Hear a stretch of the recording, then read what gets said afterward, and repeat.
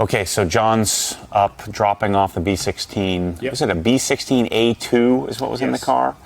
And so what you're going to see in this video is John owns LHT Performance in Pinellas Park and down south of Tampa, right? Mm-hmm. Yep. Tampa, St. Pete area. Yep. And John and I met, I found him on YouTube, and we met doing my S2000. Yeah.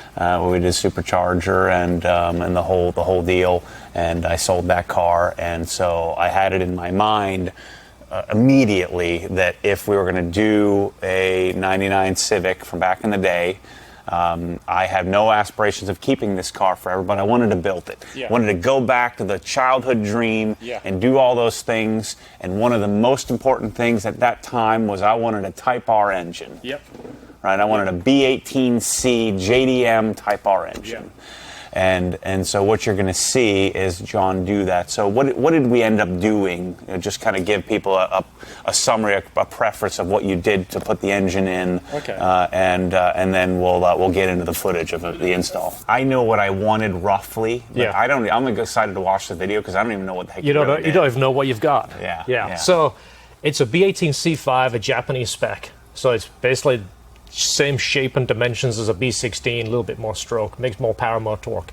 The Type R obviously has some of the more beneficial parts, better transmission, limited slip differential. It's designed to rev higher. We're starting with a platform that's just better.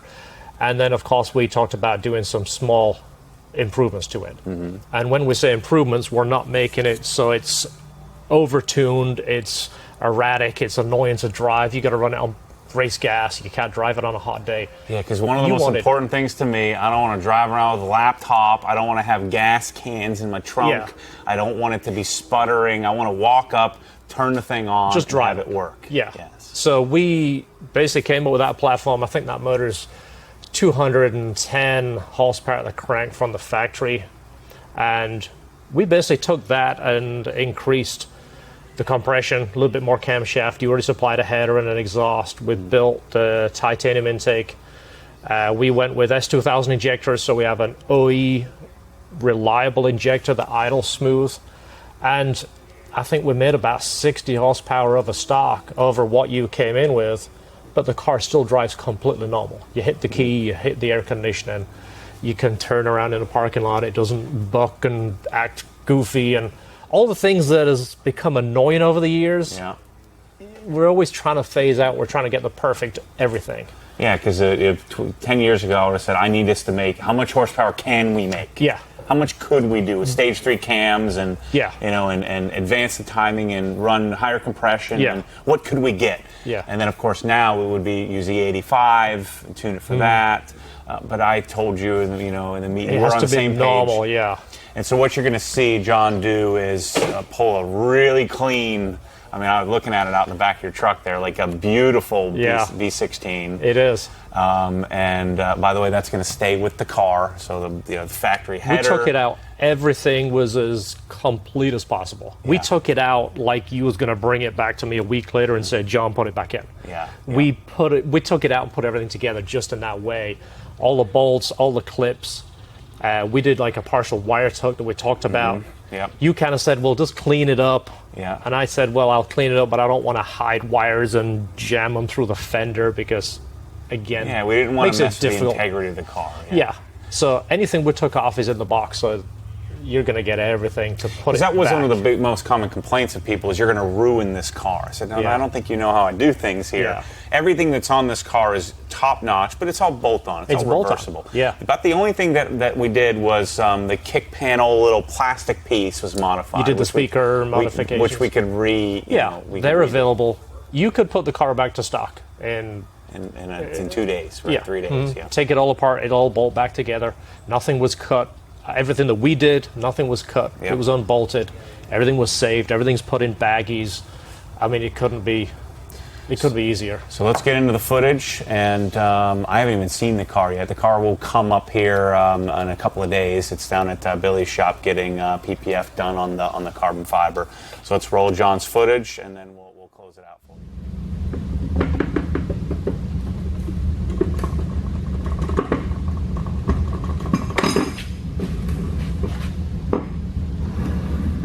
So pretty typical of a Japanese motor that don't have a whole lot of modifications often. So everything looks original in here.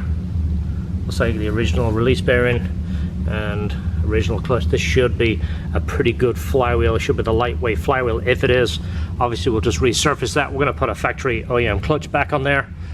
Overall, the motor looks to be in really good shape. This is really common. TPS sensors, they stick out in such, you know, a obvious position to get broken, and it's completely normal. In fact, I think if the shipper ever sees one that's in good shape, he comes by and taps it with a hammer just to make sure. I think that's why the Japanese motors have a proper screw on them, so you can take them off because they're going to be broken. They know you're going to break it.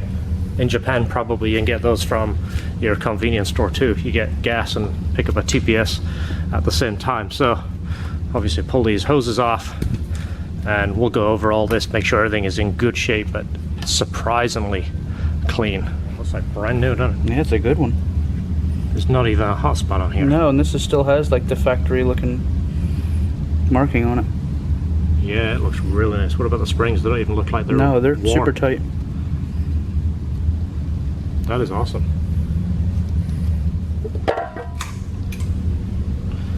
Look how clean this thing is. It just looks as clean and as original as they come. Look at that. Get my light over here. This is just as clean as they come. Look at that.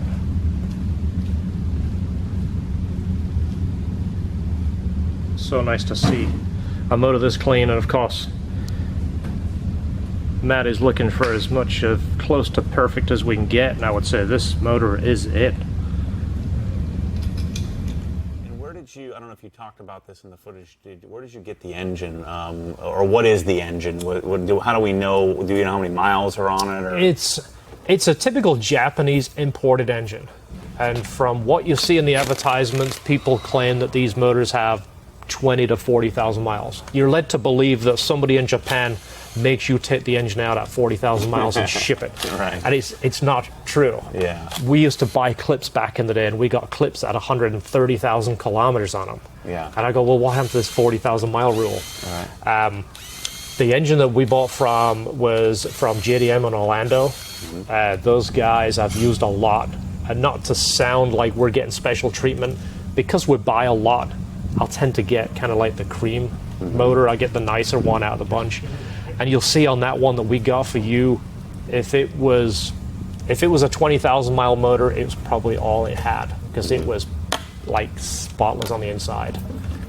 Some of the footage that we took it apart, we were showing each part because we're used to it being dirty and black and getting kind of stained. It was still clean. The VTEC solenoid filter was brand new. It looked like it had just been put in. So there's really no way of knowing the mileage unless you bring it over with the clip. Yeah. But yours is probably one of the nicer ones that we've had. We measured the bores. They were all almost perfect. Usually the Honda book will give you a spec. If it's within this and this, you can hone it and re-ring it. If it's over this, you got to bore it. Yours was on the lowest side of the range, which shows that it had very little miles. It was nice.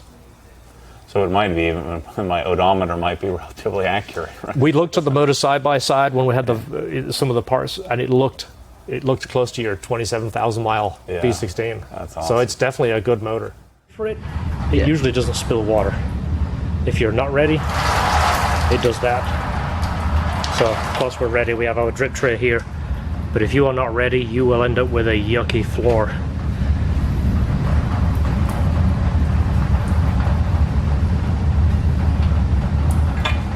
So now it's upside down. I wanted to show you something. This is Type R only. This is, rather than having this, the two small supports here and the sheet metal cover, it's a full aluminum brace for the engine block to the transmission. It almost finishes off the whole shape of the transmission right here. But this is Type R only.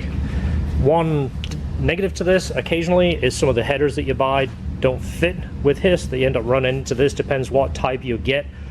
Not sure what Matt is running, but worst case, if it doesn't fit, we can either cut a little bit of this webbing out here, which will still keep some rigidity, or worst case, we put the regular GSR style, which just has the brackets here, and then there is a small one right here. These are definitely helpful. The funny thing is I used to see people use these and I never really thought they were that handy. I think we use them a lot. Look at that. That was until our sweet Bjorn gave them to us. Look at that. That's pretty clever. It is, isn't it? I never knew I needed to do that until you just did it. Yeah. Sweet. So we're going to take all this apart. Let's take a look at the bottom end. Of course, if you know what this looks like under here, once this comes out, there is going to be a windage tray, then there is going to be a crank girdle that comes out, then we'll be able to see the crank and of course the rods.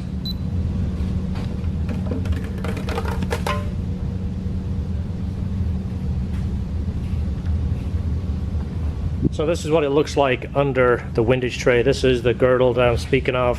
This is on Integra GSRs and Type Rs. It's not on a B16. One of the things that we used to do, build in B20 VTECs back in the day, was to machine our end caps so we can use the OE crank girdle, which is this guy right here. Your strainer picks up here. This is your oil pump. You guys know what this looks like.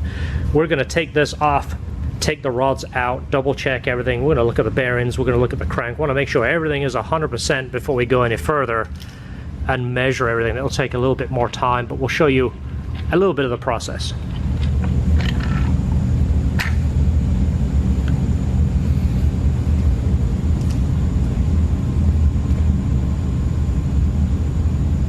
Alright, so we have the pistons out. One thing to notice is every single one of them was a 24 rod, and the crank has the same on each one. Each letter is the same. The letter and number correspond with a bearing code. What you do is you order the bearing from Honda, then you measure the bearing just to verify it. It's usually pretty close. We are going to reuse these rods. We're going to check them, make sure everything's good.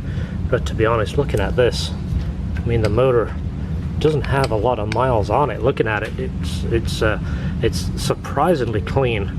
Now, of course, we're only going to up the compression a little bit. We're sticking with cast pistons just so we don't have to deal with a little bit of rattle from forged pistons. Forged pistons are great if you're going to be making a ton of power, but we're going for a more OE build. So we're going to be going with a PR3 piston, which will bump compression when we're done. We're hoping to have about half a point, maybe 0.6 of a point when we're done, for basic good drivability on 93 octane without having any issues in the hot weather. Of course, make a little bit more power and a little bit more torque with a higher compression. So even though we know these motors, I used to build tons and tons and tons of these back in the day. Between us, I think we could put these motors together blindfold in a different room. But it's still nice to just bag each thing. Not only does it just help organize you, as you're building the motor, you pull out a bag, you put all the bolts in. It's kind of just like a nice little system. So that's what we're doing right now. Each individual part, taking it apart, cleaning it, bagging it, help us get organized. Right, so it's really hard to catch this in the light. My light keeps reflecting and it's either over bright or over dim. But the bores are really, really clean. They've still got all the scribing in there. There we go. It still looks like it was just done. But we're going to go ahead and clean it, measure it, and see where we are.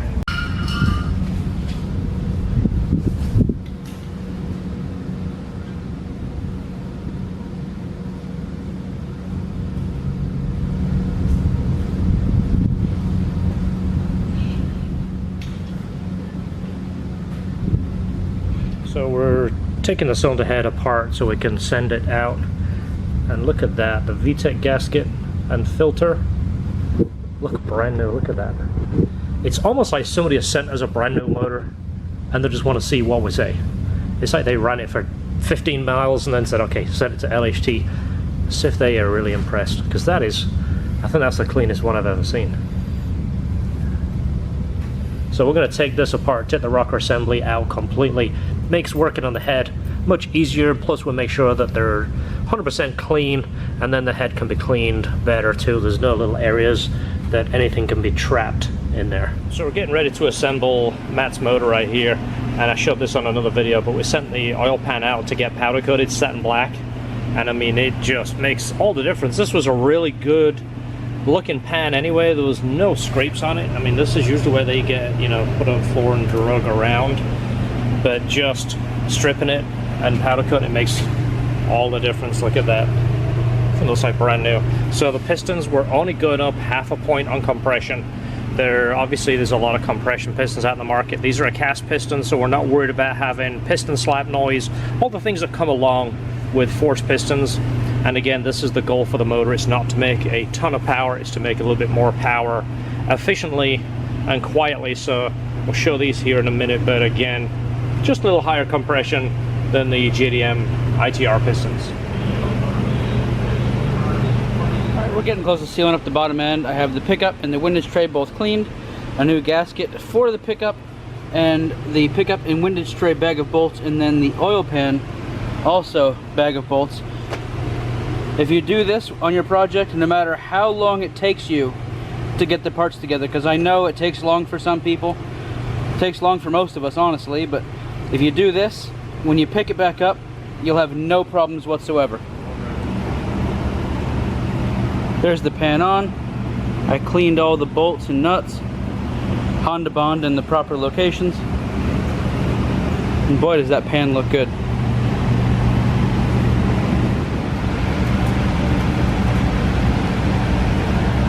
Alright, so the head is completely refreshed, has the OE ITR valves, intake and exhaust. We had our guy do a full competition valve job on this, and of course just clean up the rough casting. Now for valve train, we are running the Skunk 2 Alpha Series springs and titanium retainers. The cams we're choosing are the Tuner 2s, and this is like their perfect combination for this. But these parts we've used a lot. We've put a lot of miles on these. George had these in his Integra and put 40,000 miles on it, and it was so good to get some long-term review of the cams to see that there was no wear and no damage. This doesn't put a lot of valve train wear on it, not a lot of stress, and of course it's quiet operation.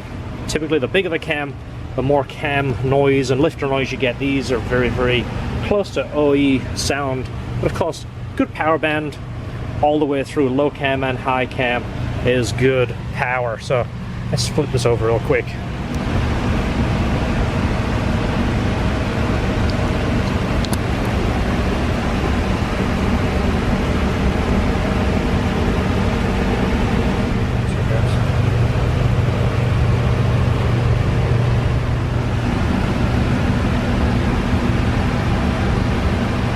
So combustion chambers look beautiful. These are always smooth anyway, but when the cylinder head guy went through it, it just kind of takes off any high spots if there is anything. But as you see, these are just perfect, and the surface makes a big difference.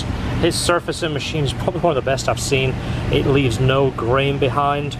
No reason to address this. Sometimes we would go over this with some 3000 and a sanding pad just to make sure there's no high spots.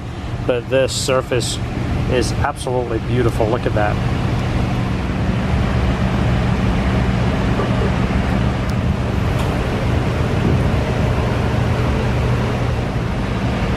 Alright, so the chems we're using, like I mentioned, are the Skunk 2 Tuner 2s, the Stage 2s. These are the ones that are referred to as the Tuner 2s. Super nice, reliable cam, and again, more power, but it doesn't have the annoyance of the big lumpy cam, or it's not too choppy. I'll show you these here in a minute when we get them out. Another addition to go with these cams would be the Skunk 2 Lost Motion Assembly, also known as LMA. These are the much improved ones over the factory ones. The factory ones used to be like a tube within a tube and a spring on the inside, and they used to stick. The idea of these is to help basically the VTEC lobe stay in time and in tune with the rest, so when the changeover occurs it's much smoother. These are a hair stiffer. I don't know the percentage, but again, we're going by years of using these, and it's our own personal R&D, which is where I always like to get my data to actually see it. I don't like to believe everything you hear, but these are going to go in these holes right here. See those?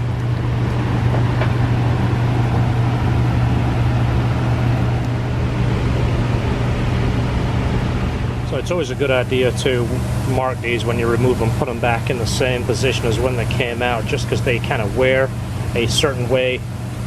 I don't think there's a negative or a positive to it. It's just something that the book mentions, and we do it just for peace of mind more than anything.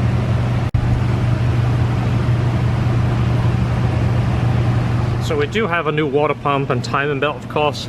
This tensioner is a low mileage tensioner, and it felt okay, but now it is sat. It's not bad, but you can almost feel a little bit of a bearing feel to it. So just precaution, we're going to replace that. And the only one I use is the factory OEM Honda one, so we have another one of those coming. It'll be here tomorrow. Then we can put the belt and of course the cams in and the cam gears and all that, but this I just don't feel that good about it. We're going to change it. So right now just the little TLC things is basically taking some of the aluminum pieces that get that kind of tarnish in, give it a clean and a Scotch-Brite, making it look fresher without painting and doing any of the, you know what, I don't like painted engines. I like the raw, clean aluminum, plus it's always easy to keep up on. So a little bit of that TLC stuff, and part of our 3 o'clock tradition now is we stop and drink one of these. When we say we stop, we kind of just stop to drink it, but you know, it's that tradition. These, if you haven't tried these before, this isn't an endorsement. Just sharing with you because we like them. Hashtag ad. Hashtag, hey, sparkling ice. If you want to send us some of these, this would be really cool. But no, it's 0 sugar, and it doesn't taste like 0 sugar. It's got antioxidants and vitamins, which must be good because it's on the label. So they're not going to tell you if it's not good. So part of our 3 o'clock thing.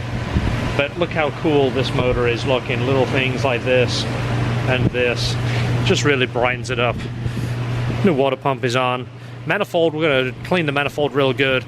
I'll show you that here a little bit later, but we're going to pull it apart, clean it, you know, take the little pieces off it. I don't think we're going to cut it open and port it, just because welding it back together looks a little ugly, and just the performance benefit from porting it, is it really going to be what Matt wants? Probably not, so we're going to leave it together. We'll be able to make really long and clean it. Yeah, we're not making a ton of power, we're just making a little bit more than a B18C power. 190-ish, somewhere on there, depending on the header choice and exhaust that he's got. The header makes a big difference. I think it's all, what, Toda stuff again? I think it's Toda, which it's good stuff, but it's not known for big power. It's not the big tube header. We're not running big cams or, you know, big valves, so we're going for overall balance power. So lately, even the covers are like brand new. They're just dirty, but like the rubber seal is perfect back here. It's not all melted and deformed. I mean, all this stuff is great. So best thing I found to clean this is just good old soap and water, a little bit of Dawn, and you know, just a sponge, and it breaks this stuff up and it should come nice and clean. I'll do a quick test just to make sure. If not, you can use a little bit harsher detergent and a pressure washer, but we'll try the soft stuff first and we'll see how it looks. All right, a little bit of soap and water. Now it looks a whole lot better. I mean, it looks close to brand new. Even the little rubber cover for the timing belt bolt right there, it still looks like brand new. Look at it. It's just like so nice to see this stuff like this. And this is stuff that people used to yank off back in the day. They would insist on leaving this off so they could see their timing gears go. And yeah, this thing, what does that do? Take that off. Well, this goes behind the timing gears. The cams come through this. This actually goes this way around and bolts to this.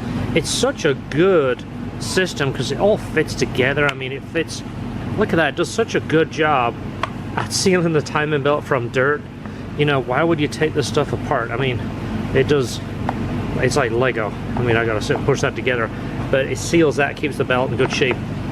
We are, of course, putting it all back together. The car's getting timing gears on it, but once done, it's all going to go back together, and you're not going to see them. The cam gears are there to adjust the cam overlap to get the best power band, but after that, cover it up, seal it up, keep them clean and secure.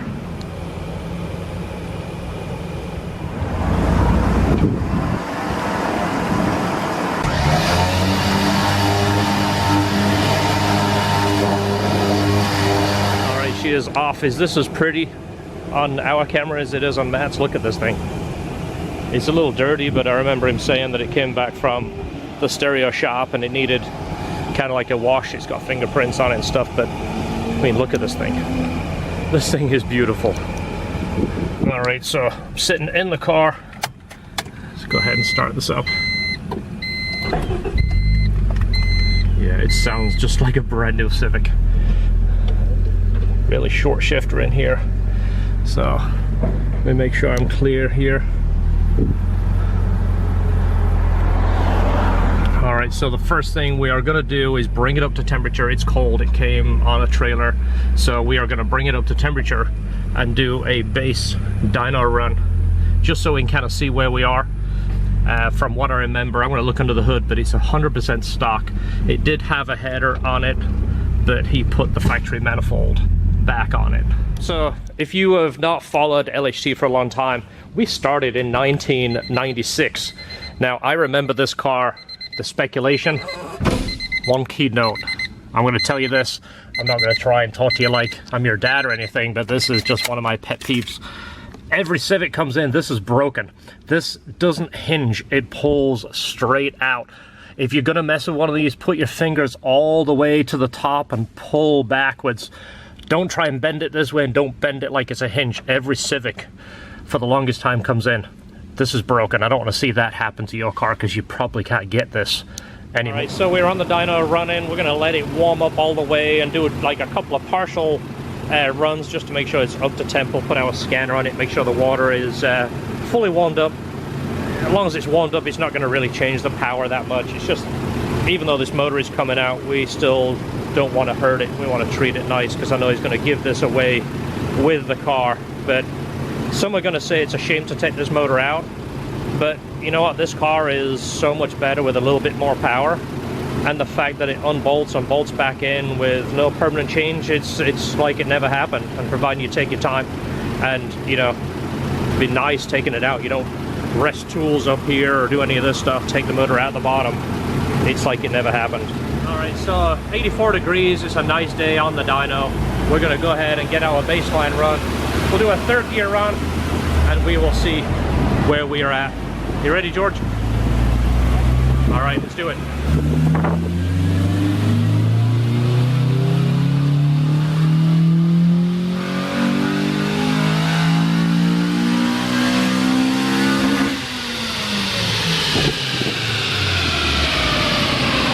Hi, VTEC.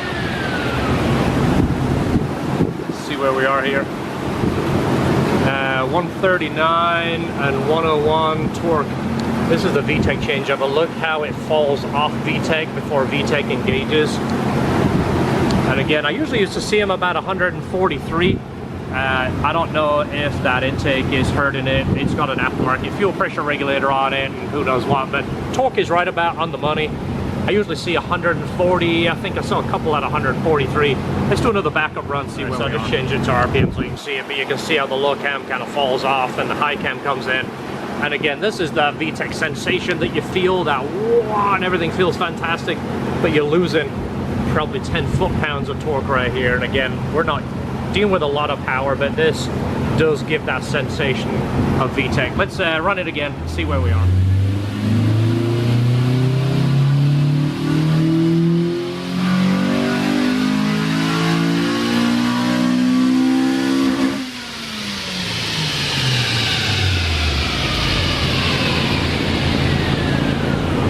So I backed it up with pretty much the same 139 on 100.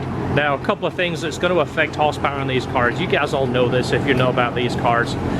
Whenever you change wheels and tires, they're very sensitive, especially on a B16. Not a lot of power to begin with. Whenever you do a cold air intake, sometimes this can hurt it. If the car isn't tuned for this, this could cause air-fuel ratio changes. It's got a fuel pressure regulator adjuster. I don't know whose that is. They used to make them back in the day. B&M used to make them. Now this is probably a generic one. So who knows? There's a lot of variables. But again, all we're doing is taking a baseline from where we start. So now we're going to start taking this apart and prepping it for the new engine. All right, so once over at the stock engine bay, we're going to change this. We're going to clean it up. I'm going to talk to Matt about these reservoirs. I kind of got an idea, but I want to run it by him first. I don't want to go completely rogue and do what we think. The blue is just awful. I just don't like it. It's obviously it's 90s, 2000 era. This was big. Used to sell a kit like this. I just don't like it. It's too light of a blue. It doesn't match. It's not that nice, pretty blue. This is obviously what the stereo guy did. The fuse holder. It's not even mounted. And I thought that would have some kind of nice mount on there and shorten that wire. I might do something with that, or we might do something with that. Everything else is pretty much a no-brainer. This is just tight back here, or I like the position of that. I'm gonna call Matt, see what he wants to do, see if he likes our idea before we talk about it. All right, so the engine is out. We kept it as complete as we could because obviously it's gonna stay with the car. We don't need to change, take anything off that we don't need to. We did change the injectors in the new motor. We're doing S2000 injectors to give us a little bit more fuel capacity. And we need the distributor off this one. Other than that, this one can pretty much stay together. So this is the factory harness, and it's so refreshing to see him in such good shape. Now we did find a wire that looked a little sketchy right here. It looks like something was T-tapped into it. Is that focusing? It looks like it might be almost cut through, so we're going to repair that. So luckily we saw that because it's kind of tucked in these wires. It is going to get Honda S300, but obviously everything needs to function and be working correctly. So as long as well as the engine swap, we are providing Hasport mounts. There's a few things we went over with Matt and said, what do you want to do? Do you want to do this? Do you want to do that? Hasport mounts, the full kit, the newer ones that have the Allens in here, so it's a much cleaner mount. And he supplied obviously all these sensors. We're going to change all the different pieces over. This is for the fan control, the thermostat, and all these. We're slowly switching everything over on this motor right here. So this motor was 27,000 miles. Now our Japanese JDM motor, it's very, very clean. It wouldn't surprise me if the miles are not that far off because everything looks so good. But what we are going to do is keep the starter from the SI. It's essentially the same. You put them side by side, it's identical. But this one had such a sweet sound. When you hit the key, it started, had that real nice whine sound. We're going to keep that. We want to keep as much of the, basically if you have two motors, we're trying to keep the best of the best. We're not going to nickel and dime and start pulling all these bolts. Even though part of me wants to take all these chrome bolts, not chrome, gold. I think we should leave this motor alone. Ours is so nice already. I'll show you it again. But again, I don't want to pick it apart, but the alternator and starter we are going to keep. Fuel rail we're going to leave alone. We are running S2000 injectors in ours to give us a little bit more fuel capacity. So you can see on our motor right here, all of our bolts are very, very clean, and it is original, so I don't want to take every bolt off. This is the starter that came off the B16, and again it's identical to one I just showed you. Already changed the thermo switch and the thermostat distributor's going on this, so the wiring is correct because there's two different type plugs, and ours came damaged, which is somewhat normal when they strap them down. The strap was across ours and damaged our cap and our rotor, so luckily we're using this one. Bigger throttle body. This is a 68mm throttle body, and obviously the Type R manifold that's going on here. So it's that time again, our favorite drink, even though George is knee deep in a partial wire tuck. We're calling it partial because we're kind of cleaning it up. I'm not a fan, I already said that, we're not tucking the wire. If you ever have a problem and it's a tucked harness, the problem is usually the tucked harness, and then you're fixing not a Honda issue, the last guy issue. I've been doing this a long time. We're not a wire tuck fan. The problem turns into, you know what, contact the last guy that worked on your car. He's the one that caused it. And see if he's willing to trace his tucks. Yeah, where did that big lump of wire that used to be here, where did it go? That's where the problem is. So clean up, and it takes a little bit of extra time. Air temp sensor is going to be changed. It's in the manifold and we want to keep it clean. We're going to be building a titanium intake for it, so we don't want to put a sensor in that. We want to keep it clean. So everything's good.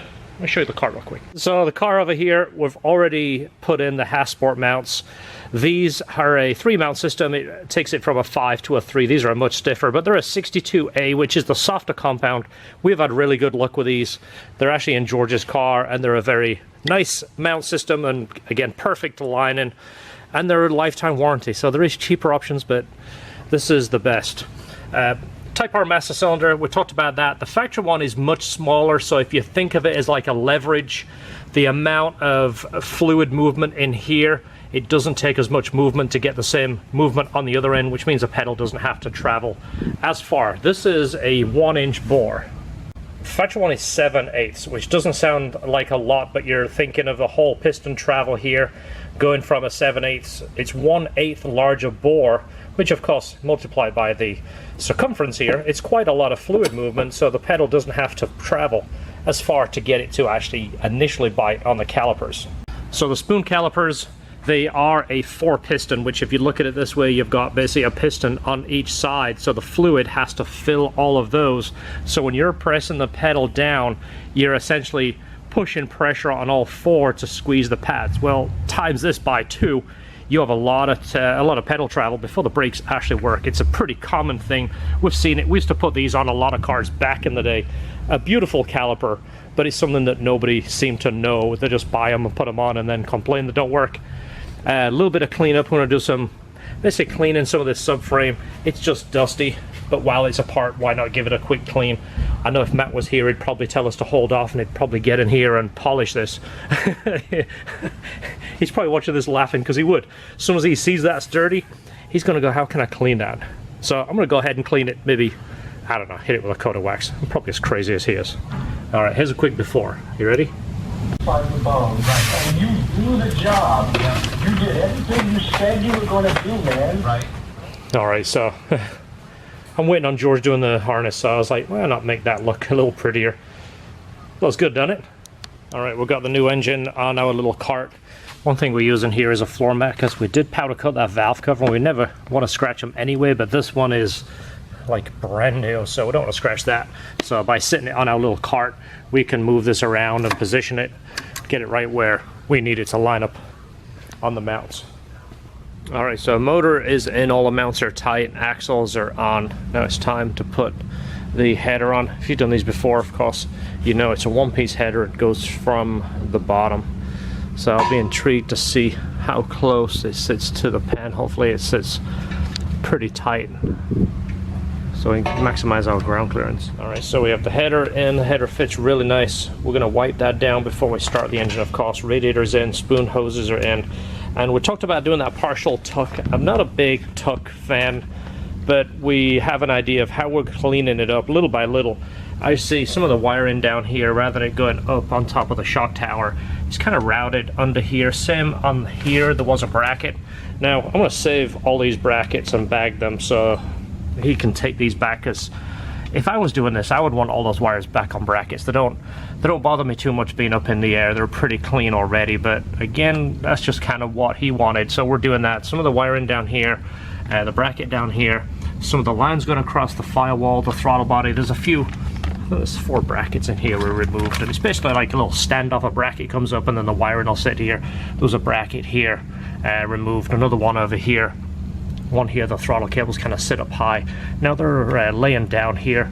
They're not metal on metal, but I might put a piece of vacuum line around there just to give them a little bit of cushion so it doesn't scratch up that shock tower. And of course the wire that did go across here is now looped underneath down by that frame rail. So it's cleaner. Little by little small things make a difference, but we're making some good progress on it. So this is what we have so far.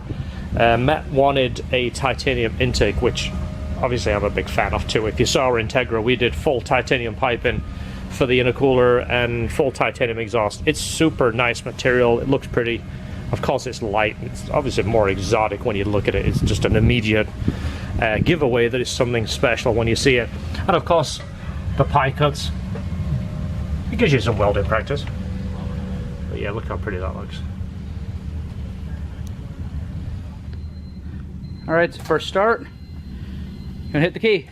Ready? Yep.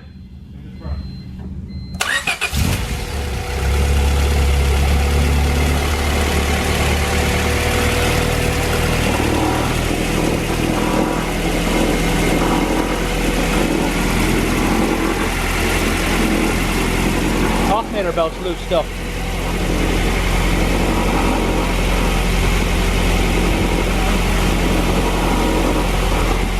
Good in here? Yeah, oil pressure immediately went out. Nice. This again is just our base, but it's not rattling. The lift's not locked. Oh, it's sitting half on the lift. Okay. Yeah.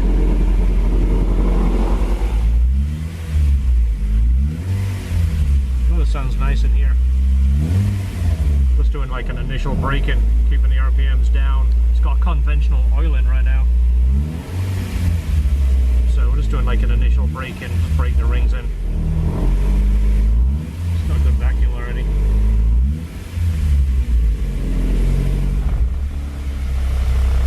So we've got pretty good vacuum already. Waiting for the fans to kick on right now.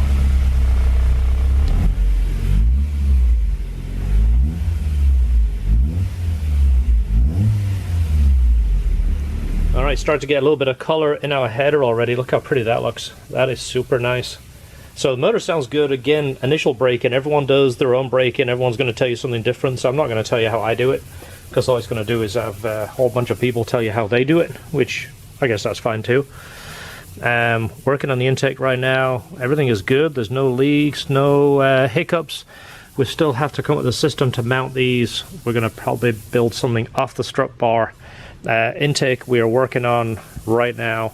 This is just the ugly valve cover so we can tune it. This is cut so we can access these cam gears. We're going to dial in the cam gears and get basically the best power curve. We're not going to be making a lot of power on these. Are Skunk 2 tuner 2s called tuner stage 2s. Again, one of my favorite cams. We've had good luck with these. Very quiet, very mild, good power. They're obviously more power than the Type R's, but they're not into the pros where they start getting noisy and you need a whole bunch of valve train adjustment all the time. George actually ran these in his GSR for 50,000 miles, so we got not these exact cam, but this exact combination: the alpha springs and titanium retainers, the Skunk 2 LMAs. Their valve train is really good. I like this combination a lot, so we'll let this cool. Going to do another couple of little runs. The belt, we've just got a new belt coming for that. Should be here this afternoon. New belt for the power steering. Obviously they're a different size, so they're just going to be put on here soon. We'll just put a makeshift belt on the alternator so we could run it, made sure it was charging. But everything's good. We're happy. We're making good progress. It's really coming out nice. Once the valve cover's on, it should really pop. This makes the biggest difference. We won't put that on until the absolute end, because you can't put fingers on a brand new Type R valve cover. Alright, so we're mounting these guys right here. We've drilled the bottom of the Mugen bar and put some thread certs in there. I don't want to weld to it if we don't have to, so it was least obtrusive going that way. And then the intake right here, check this thing out and get it in the light. There's our titanium intake. It's a one-piece cold air. Look how pretty that looks. So we're going to go ahead and install that, get the filter on, put the strut bar on, and assemble these, then we can move the car. So we just finished the gusset on here. As you see, it's got a bracket there to support the weight of it with a OEM rubber piece, just like they use on the airboxes, so it'll support that, give it a little bit of flex. So we can put it on now.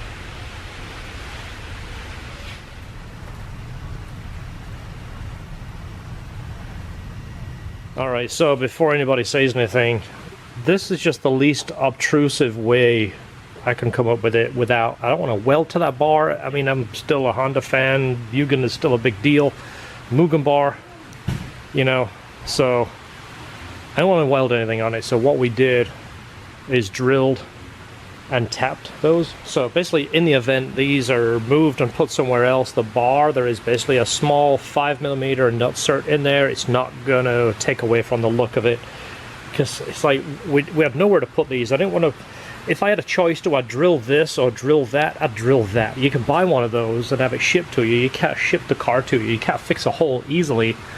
And there's not a lot of room along this back firewall. I mean, there's threaded holes here. I kind of thought of staggering them, but there's not a lot of room. So, I don't know.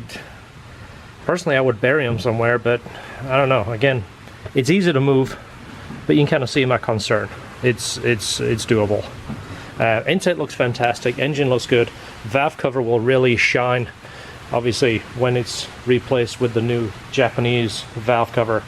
But that is essentially it. I mean, it's just an OEM B18C with a little bit more compression, a little bit more cam. So we've got to break it in, break in the clutch, go over everything, check it, and start doing some power runs. So even though it's pouring with rain, it's time to dyno.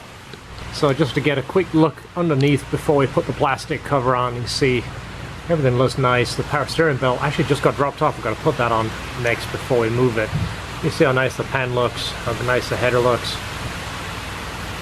You see the intake, how it tucks up. We kept the filter as high as we could, even though it's the cold air.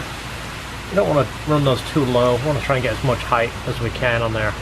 You see it looks pretty under there. We'll double check the oil. We actually refinished the dipstick. I didn't show that. No? Well, show it when I get out of here. Yeah, that's the JDM dipstick with a little heat surround piece, which is kind of nice. So I want to go out on a limb and say I don't like those, so whoever wins this, go ahead and move those. It just makes it look cluttered. I don't like it. But again, there's nowhere to put it. Matt kind of wants them in show. They are a nice piece, so it doesn't want them hidden.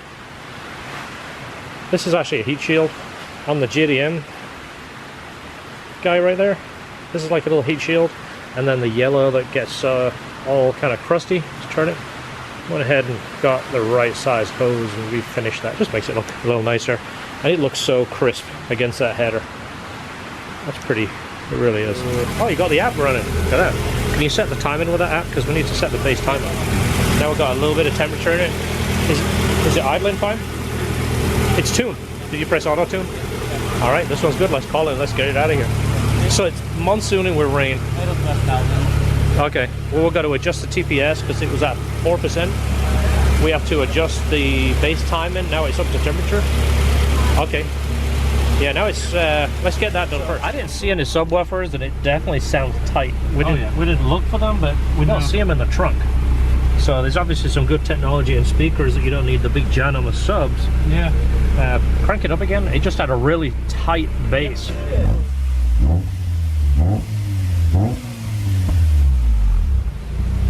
It's plenty responsive.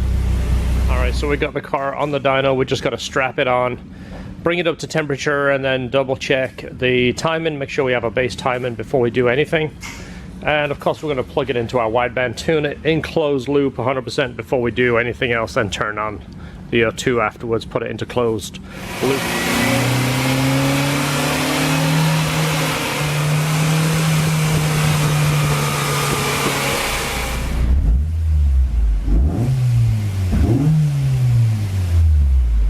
Yeah, that's good. That's plenty responsive now. The idle's solid too.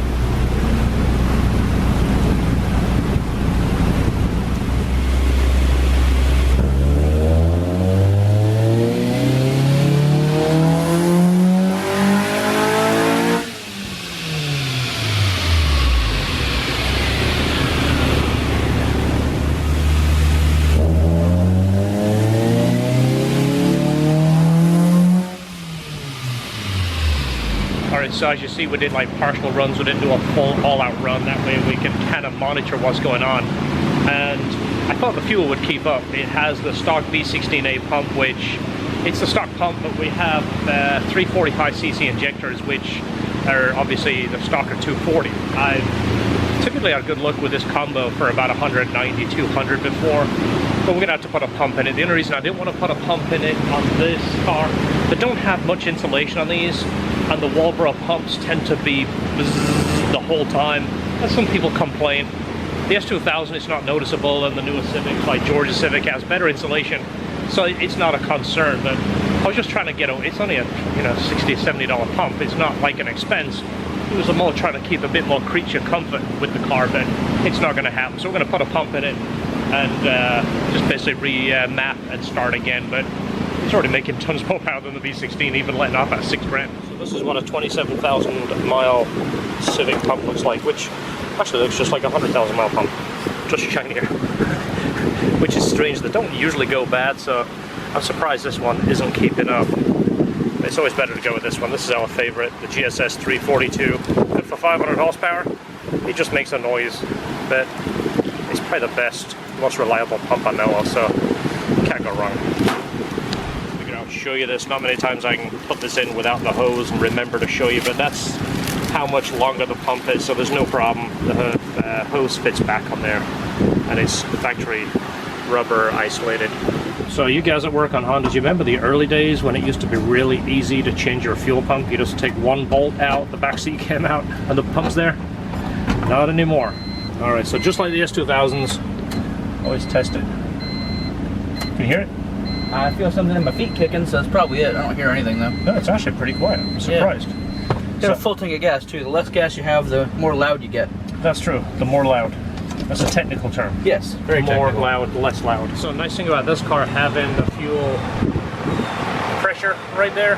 What I did is I put a camera right here, and while I was running, I was keeping an eye on that. You can actually see the pressure fall as the fuel demand increase. So it's kind of nice to have that.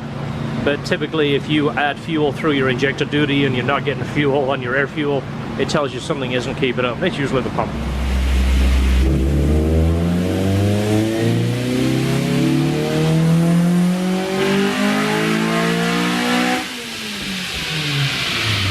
now we've got fuel in it. Now we're a little bit on the rich side. It's not bad. We're at 12. This is good right here. A little bit richer through here, but now we've got a starting point. It's got a little bit of a belly right here. It drops them to like 13.7 right there. We're going to put some fuel in there, take a little bit here. And again, it's part of the tuning procedure, but I like to creep up on it nice and slow.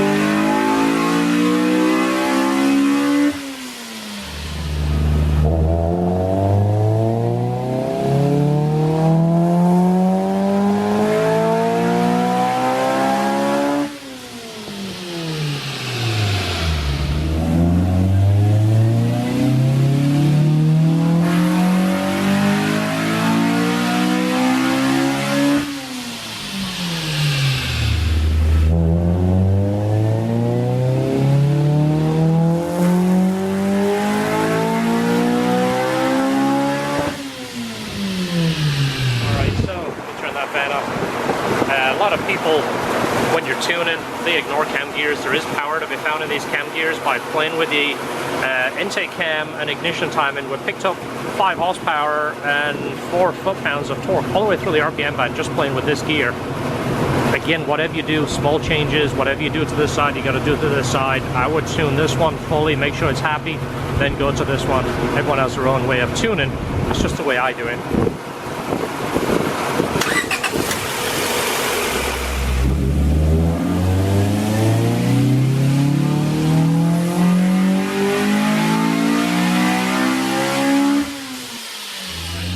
With cam gears right now.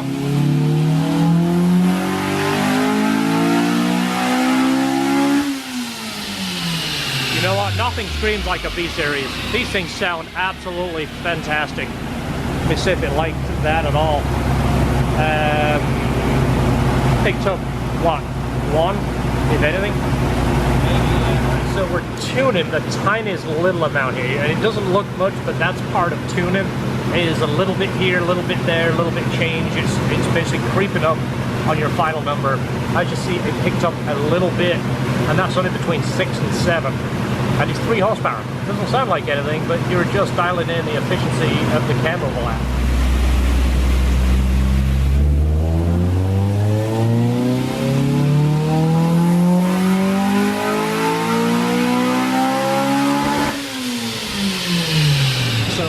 This is a pretty conservative build. I think I put some of the details in there. It's a JDM B18C. It's the Type R motor. It's 11:1 compression in Japan, and we up the compression about 0.7, if our calculations are correct. So about 11.7, which is pretty conservative these days. And we're running Skunk 2 tuna stitch cams, which are a very, very good all-round street cam. We've had really good success with those cams. Nice idle, nice VTEC changeover. They do light compression. We're playing with the VTEC changeover, which is a little tedious because these cams, more compression you give them, the better the VTEC changeover is. But we're doing pretty good. We've got a nice crisp, clean changeover, a little bit of a flat spot, but nothing that you're going to feel. We're just kind of chasing the numbers at this point. But if you start going obviously more aggressive cams, you need more compression. It's just a rule of thumb. You got a lot of overlap. 12.5 is a nice compression, but this is a build for who knows who's going to get it. We can't build a car thinking it's going to be a guy that runs, you know, true 93 or even race gas and treats the car right. Maybe somebody just gets it, rolls on it, you know, once a month and just wants it to work. So we can't build one of these things and put it on the edge. It has to be all-round reliable because we don't know who the customer's going to be. And obviously there's more to be found in this motor. More compression, more cam. A 4-into-1 header would make more power. This is a 4.2-into-1. It's not the best header, but it's a good header. And because the exhaust is a pretty good size for this combo. So I think it's doing pretty good. We're both happy with the numbers and the graph so far. So we'll do a little bit more tweaking, and then we'll show you what it's doing.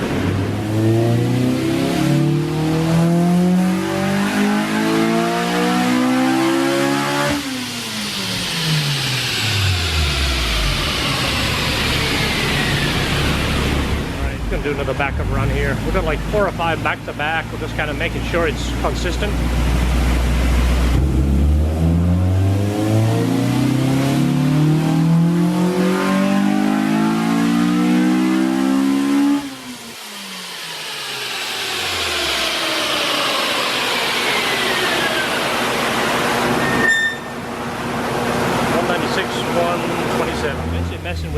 right now trying to get the best feel and look changeover.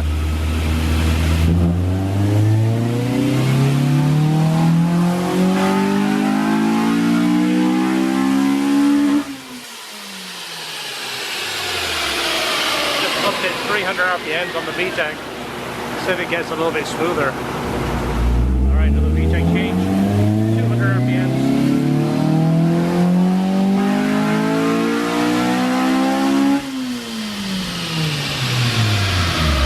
Kind of playing with this section right here. VTEC, we've tried VTEC after dialing everything, playing with cam gears, anywhere between 51 and 6. All we're doing is changing this area right here, but by putting it at 58, our torque isn't dropping off, it's staying consistent, and then the power is coming up. It's got a nice flat curve right here as you see this, but it seems like 58 is the best looking changeover. So, and again, it'll give kind of that sensation that we're talking about. So the final numbers are 196 and 128.3.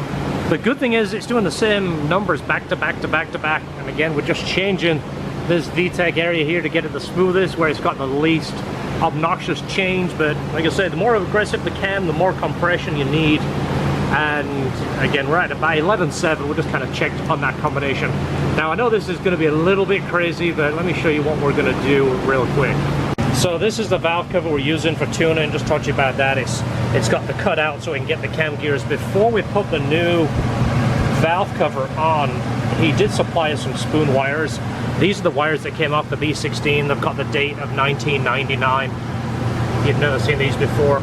They always have the manufacturing date on the OEM Honda wires. Well, the spoon wires, who knows what they do. I've never tried them before. I've seen them, and I've always run Honda wires, but we're going to do a back-to-back test because it's making within half a horsepower every single run right now. So if it makes 1 horsepower with the spoon wires, I will be absolutely blown away. But it's on the dyno.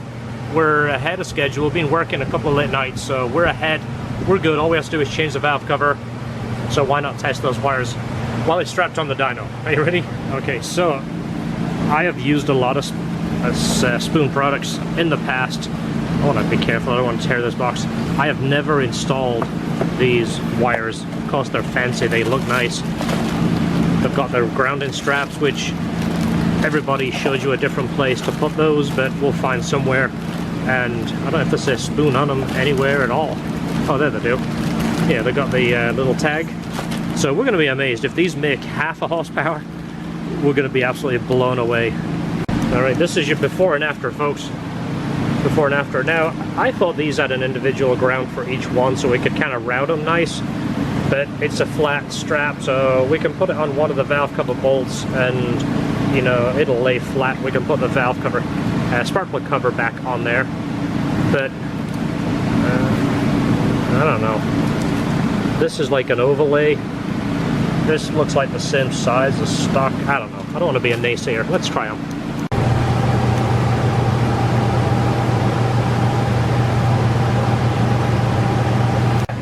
One of those? Yeah, if it'll reach to this one maybe, then it'll lay it down. We want the cover to go back on. These look way too long too. This is number 1. So, yeah, look how long they are. If we could fabricate, we would cut all these down, shorten them a little bit. Actually, they're not too bad. I thought they were way too long. Alright, does that feel like 1 horsepower? That feels like 7. It looks like 7. They do look fancy. I mean, I think these are a little overkill, but who knows? Who knows what they do? Well, they're not going to move in. Once the cover's on there, they'll look pretty good, but all right. Let's do a run. All right, spoon wire test. Take 1.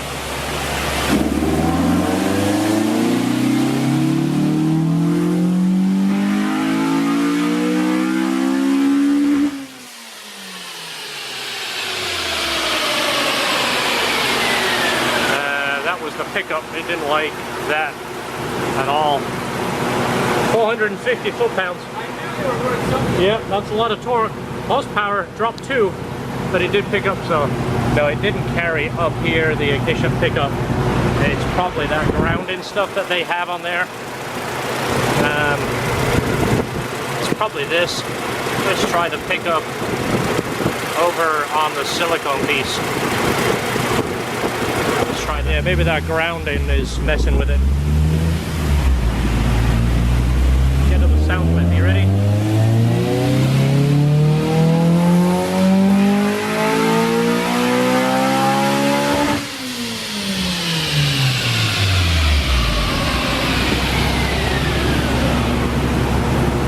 Lost ignition pickup a little bit.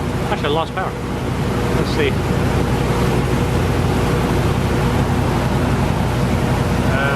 193, 125. Looks like it lost. Let's do the last run before I had the ignition breakup, then we'll swap back. I don't know. Do you think it lost 3 horsepower? Do you think it's just variance from back-to-back runs? It's been within 1 horsepower so far, so I don't know. I'll swap them back, try it real quick. You may as well. And then you'll know if you win this car whether you should make those a Christmas ornament or sell them to your friend. Again, I don't want to be a naysayer. I've never seen what these would do. I've made my Integra Type R, I ran factory Honda wires. I made over 600 wheel horsepower with factory wires and upgraded coil. If they would make 1 horsepower on a not-Che aspirated car, he should have made like 25 on my Integra, right? I don't buy into them. I do like spoon products, but I do not buy into those things at all. We're going to swap it, do a run right while it's hot so we can do a back-to-back run, and we'll see. You never know. So if anything, they do make a really nice ornament. If you're thinking about putting these on your Christmas tree, they might look really pretty on there. Look at that. Alright, you ready? We're going to try and do this while it's still hot. This is what we had right here. We're not tricking the dyno. I don't have anything to gain. I'm not trying to sell you wires or talk you out of buying wires. So let's do it back to back. Let's get an idea. Okay.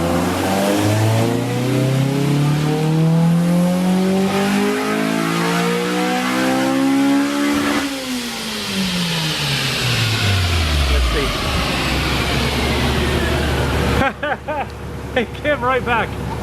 Look at that. 196.4 to 0.5, 120. Oh my God. Okay, we gotta do this too. Look, close all, open. Are you gonna do it by time? Look, 122 to 118. Those were the spoon wires. That's our wires. It cooled down for what, 4 minutes? Ah, that's it. That's how you guys fiddled it. It cooled down more between the last run of the OEM. It cooled down almost 10 minutes. Yeah, it did. No, you guys are fiddling it. I smell a rat. I'm the guy on his computer that's going to defend it. That's unbelievable. All kidding aside, why would you put those wires on? So that's the OEM wires. Yeah. And then 10 minutes later, the spoon wires. And then 4 minutes later. And then 4 minutes after that, the OEM wires. Yeah. I mean, look how close that is. I mean, are we tricking it? Why would we trick it? I'm trying to sell OEM wires. I have a secret agenda. I don't care what wires you buy. We're trying to help you reuse your 20-year-old wires that came on the car. Yeah, 27,000 miles, but 20-year-old wires. That just goes to show you guys, OEM is best. All we're doing with this build is taking OEM parts and turning it up a notch. There's no gains in these wires. Don't waste your time. It's going to go back with these wires with a new valve cover. We're going to put them in the box. If Matt wants to put them on, or if he wants to put them separate as a bonus, just leave them off. So here's our true back-to-back test. This is the run with the B16, then the run with the new motor, which it's a pretty good jump in power considering it's a fairly stock motor. There's nothing too crazy about it. And like we just talked about, if you was to put the valve cover back on, they don't look that much different. But of course, we're revving it a little bit higher, but we're making 28 foot-pounds of torque more everywhere. I mean, like all the way through here, it's just a consistent gain. But I mean, look at that. It's 47 horsepower, if I'm reading that right. That's almost 60. Oh, no, 57 horsepower more. That sounds even better. Yeah. So again, every dyno is going to read a little bit different. You might take this across town. It might do 199. It might do 192. But you're using the dyno as a tool, as a start and finish. You want to see where your gains are. And this is, I mean, it's pretty good. It's pretty good gains. for a mild build. We're definitely happy with that. All right, so the side cover is back on. Everything is good. Give it a quick once over. Everything looks clean. There's no issues. And again, valve train, Skunk 2 alpha springs and retainers, Skunk 2 LMAs, and Skunk 2 tuner 2 cams, and then of course AM 5-bolt cam gears. So it's time to do the JDM valve cover. All right, so whenever you handle one of these, make sure your hands are clean. I just scrubbed my hands, and I don't know what it is about these valve covers, but basically when I first put the quote together for Matt, we put a list together and I said, this is what I do, this, and this. And of course a JDM red valve cover, just because it was everybody's dream, and he's kind of building this the way he would have built it. This valve cover pricing varies like 150 bucks. I think it was like 249 bucks when I first put the quote together for him. And then a couple of weeks later when I ordered it, it was $3.99. And I'm like, well, just in case it disappears, I better buy it now. I'll just suck it up. So if you're buying one of these things, this is the JDM valve cover right here. Pricing is all over the place, and I don't know what varies, but I paid a lot for it. Now, of course, I'm partial being a Honda fan from way back, but this is the sexiest valve cover that I know of. It's, in my opinion, the B series is it. It's just super, super nice. Look at that thing. Now, don't touch this. Even when your hands are clean, don't touch it. It will literally suck the dirt off your fingers. So I'm going to flip this over, keep it in the plastic it came in, put the gaskets on, put it on the car, and then be extra cautious.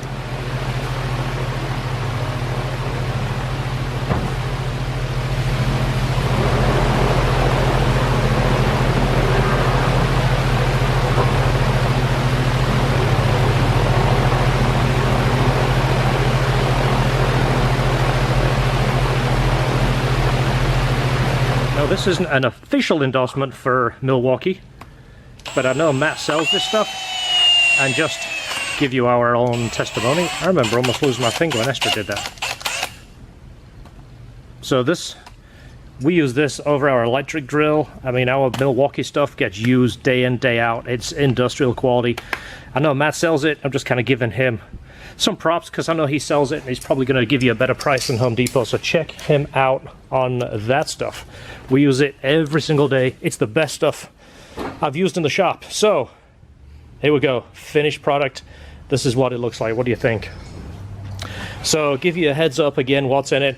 It's a JDM B18C Type R complete swap, super duper clean anyway. We pulled it down, rebuilt it, put high compression pistons in it, Skunk 2 valve train, Skunk 2 alpha springs and retainers, Skunk 2 LMAs, Skunk 2 tuner, stage 2 cams.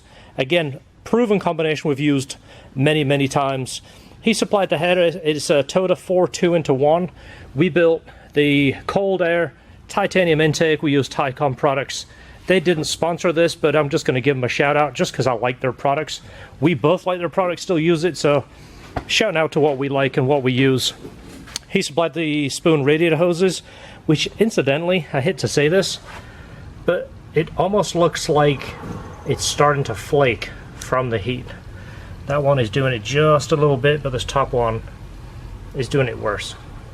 Kind of sad to see that. The crowning jewel is the brand new Japanese red Type R valve cover. This looks sexy. This is the spoon cap. He supplied that. We didn't put the sticker on because the sticker can be inserted any which way. It can be upside down, it can be on an angle. I want to let him do that because these do change as they age. This is a refinished spark plug cover that came on it. It's kind of like the fake carbon fiber, but I like it. It looks nice.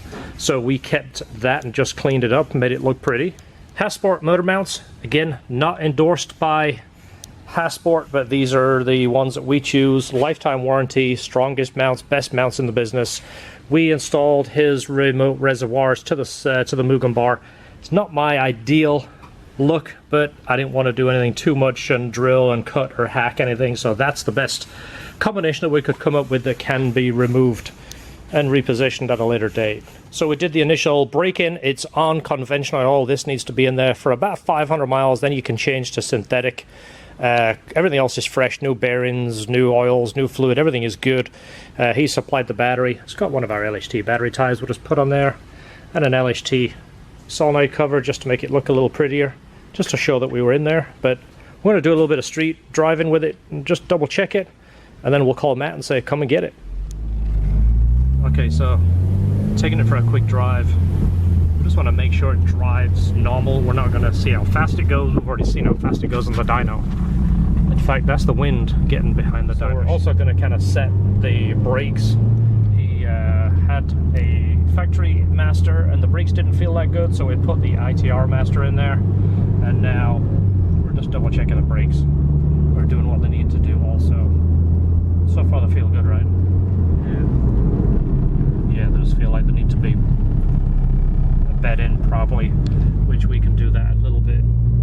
It's getting picked up tomorrow. Billy from Presidential is going to be picking it up, taking it to his shop, and I think he's going to do the final polish and the cleanup. He said the stereo guys kind of left it a little dirty. Luckily, we missed the storm, so we didn't take it out in the rain at all, and the roads are nice and dry, so we're careful not to add any dirt or water spots or anything on this. We don't have to.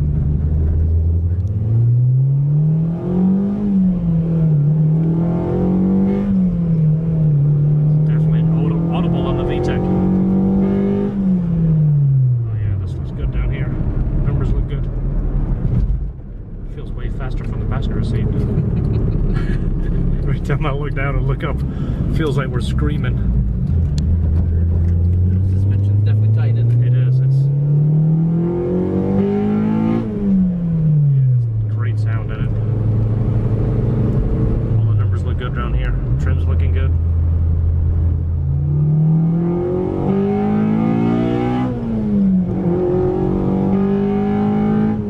The exhaust is super quiet. I gotta like that. The intake is probably the loudest thing on the car. Which is the way these are supposed to be. It really is. That's the Honda feel and sound. So we're gonna let it run a little bit more, double check all the temps, but temps are holding good. 182 intake temps are 108. Trims are bouncing around. Long-term trim is still at 0, but it's bouncing between +8 and -8 continuous. So we are right in the money right here. So we want to make sure even the idle is good and the return to idle. Go ahead, flip it again. I want to make sure this is as smooth as possible. Nothing worse than having your modified car stall at every single light. Try Pretty darn solid. It's pretty solid. Do it again. Comes down and returns right when it needs to.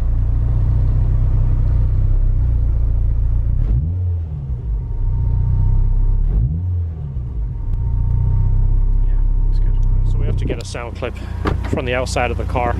George is going to come by. I'm going to walk down a little bit. See how mellow this car is.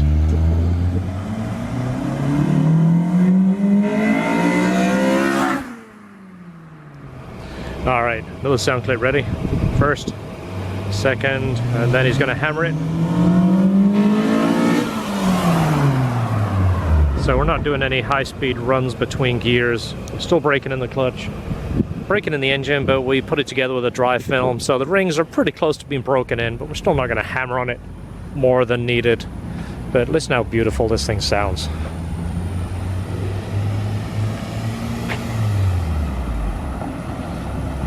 That is terrific, isn't it? That thing is beautiful. So there it is, folks. The most expensive Civic. You can win it. So, man, the car made 196 horsepower, and the most common question or most common comment, my guess is at the, from watching this video, is that people are going to want to know, why didn't we K-swap it? What are the pros and cons of, obviously a B18 isn't going to make as much power. We could break 240, 260 with a K24. Yeah. Or obviously we could have done a Jackson Racing supercharger, a turbo of some sort. There's a lot of options that you could have changed. I wanted to stay NA, and I wanted to do, roughly 200 horsepower. So we did, 196 at the wheels? Did 196 over and over and over. Yeah. And we tuned it not to try and... I use the analogy of a rubber band. You get a rubber band and you stretch it it'll do it all day. You stretch it right to the limit and something's going to snap. Yeah. We could have made another 3 horsepower, 4 horsepower, leaning it out, adding the timing. But if you tune it on an 80 and then it goes to a 100-degree day, you've tuned it out of its comfort zone. You don't have enough tolerance for temperature change. It's going to break. Something's going to happen. You might get inconsistent gas. But the K series, yeah, it makes a ton of power. It's probably one of the best Honda engines there is. But in that car, it's a tall engine, so it tends to hang out the bottom quite a bit. And the way it's positioned, the oil pan kind of sits somewhat at an angle like this. So you got a good chance of whacking the valve, the oil pan on a drain cover or something. You're saying, do you get NVH too with those? And you get like vibration and stuff from in those cars? You do a little bit. I mean, all mounts tend to vibrate a little bit. Yeah. I mean, we used Hasport mounts on your B18C, and there were the softer Hasport mounts. There's still a little bit of vibration over stock, but it's part of having stiffer mounts. But the B series, to me, in that car, it looks perfect. It looks like it's supposed to be there. It centers. The power steering fits nicely. The air conditioning goes back. Like, we didn't take any of your power steering hoses off. We didn't discharge the air. K series, it's more of a custom build. Everything is custom. Mounts are custom. Harness, AC lines, fuel lines, and it's not quite as clean looking in an EM1. I just didn't want to go that. First of all, that wasn't available at back in the day for me, and I wanted to stay sort of period correct. Although I did like new suspension components and stuff like that. But it was newer. It's better than what was available then, but it's still what you would have done. Right. Yeah. Yep. But that's what we talked about. I owned LHT in '96. I was swapping B motors every day. I mean, it was we did CRXs, we did Civics. We took that year Civic, and for the longest time we were buying a brand new B18C5 block from Acura, taking everything off and putting it on that block, and turning it basically like a poor man's Type R. I mean, we did a lot of it. So it was a very, very common swap that we were doing. Yeah. And then, of course, as time progressed, the K motors come out. And it's still a fantastic motor. It's just not as clean looking.